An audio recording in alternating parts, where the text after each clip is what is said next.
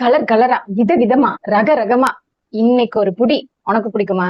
எனக்கு பிடிக்கும். அது பாக்குறதுக்கு எந்த அளவுக்கு கலர்ஃபுல்லா இருக்கோ அந்த அளவுக்கு உள்ள ஒரு ஆபத்து ஒளிஞ்சிருக்கு. இந்த படம் போடும்போதெல்லாம் கூடவே டொபாக்கோ அண்ட் ஆல்கஹால் காஸ் கேன்சர்னு போட்டிருப்பாங்க. வேர்ல்டு ஃபுல்லா பார்த்தா இன்னைக்கு லங் கேன்சர் தான் அதிகம்.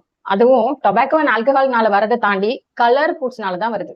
எஸ்பெஷலி கிரில் சிக்கன் இந்த மாதிரியான ஜூசஸ் பாக்குறதுக்கு விதவிதமா கலர் கலரா ரகரகமா இருக்குங்கிறதுக்காக எச்சு ஊறுதுன்னு வாங்கி சாப்பிட்டீங்கன்னா அதால நமக்கு தர முடிஞ்சது விதவிதமான நோய் மட்டும் தானே தவிர நிம்மதியான வாழ்க்கையே கிடையாது. இதெல்லாம் சாப்பிடாதீங்கன்னு நான் சொல்லவே இல்லை. சாப்பிடுங்க லிமிட்டா. சிக்கன்ல எல்லாம் அதிக அளவு புரோட்டீன் இருக்கு. அது நமக்கு பயங்கரமான ஸ்ட்ரென்த் கொடுக்கும். ஆனா அது நம்ம வீட்டுல செஞ்சு சாப்பிடுற வரை வெளியில வாங்கினா அது நமக்கு டிசீஸை மட்டும் தான் தரும். பார்க்கும்போதே உங்களுக்கு எச்சு ஊற வைக்கணும் அப்படின்றதுக்காக அவ்வளவு கலர் அள்ளி போட்டிருப்பாங்க. ரொம்ப டேஞ்சரஸ். பணக்காரங்களுக்கு மட்டும் தான் கேன்சர் வருதுன்னு நினைச்சிட்டு இருக்கீங்களா? அதுக்கெல்லாம் பணக்காரன் ஏழை அதெல்லாம் தெரியாது. கேன்சர் எவனுக்கோ தானே வருது அப்படின்னு நினைச்சீங்கன்னா தயவு செஞ்சு கேளுங்க.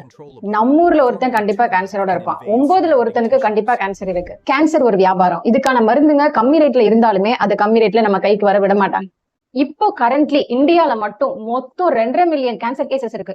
ஒரு வருஷமும் புதுசா 1.5 மில்லியன் கேன்சர் கேசஸ் வந்துட்டு இருக்கு. இந்த வேர்ல்டு ஃபுல்லா பார்த்தா 53 மில்லியன் கேன்சர் பேஷன்ஸ் இருக்காங்க. நார்மலி ஒரு கேன்சர் ட்ரக் எடுத்தீங்கன்னா 3000 4000ல இருந்து ஸ்டார்ட் பண்ணி 60,000 அதுக்கு மேல கூட இருக்கு அதோட ரேட்.